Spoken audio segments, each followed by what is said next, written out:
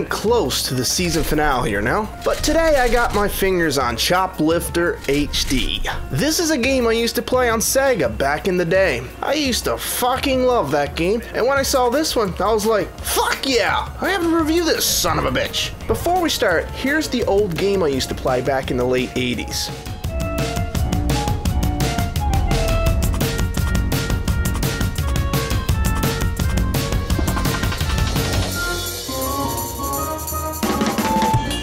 By. Games have come a long way since this. It's a pretty simple concept, really. Fly over, free, and pick up the prisoners.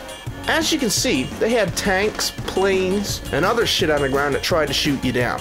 Well, enough fucking reminiscing. Let's check in on Choplifter HD. On to graphic options. Well, I guess for somewhat of an indie game nowadays, I should have expected this. I had only resolution control, and that was selected upon launch. Moving on to gameplay. So soldiers that need a ride home. A dozen. This is a jump. This wrong, but that was fun. Sweet! This game is the same side-scrolling game I used to play when I was a kid. But how does it hold up now? Gameplay feels a little sluggish. As you can see with the laser aimer, it isn't as smooth as it should be. The game is using DirectX 9C and runs on the Unreal Engine. I'm not sure why they didn't polish the laser sight a little more. Anyways, with this game you'll have the same controls as the last one. Flying back and forth, switching your helicopter from left to right. When you're in the pointing at the screen position, you'll be able to shoot the enemies you normally can't reach from side to side. The concept is also kept the same. Rescue the prisoners. They added some power-ups to this one. Pressing on the spacebar increases your speed but increases your gas consumption. Now speaking of gas consumption, this is a new one from the old Sega one I showed you. You'll need to monitor it because running out will leave you motionless and dead. Also, you'll have a health meter. I don't think I really need to go in on details on how that works.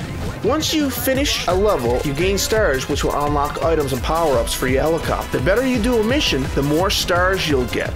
Royally fucking up a mission and accidentally killing the people you're supposed to be rescuing will negatively impact how many stars you get at the end. You can actually splatter a civilian with your blades on your chopper if you fly too close to them. The story in the game is, well, there's not much of a story. In fact, I don't think I'm going to include it in my final score. What you do get is missions to complete. One mission in particular made me crack a little smile. I kinda think the publishers put it there just for the hell of it. Spoiler alert, if you call this a spoiler. Anyways, zombies. Yeah, no fucking kidding. You'll be flying a mission where the town is infected with zombies, rescuing civilians caught in the mess. It's kind of funny too because I was picking up civilians when zombies started climbing on my chopper.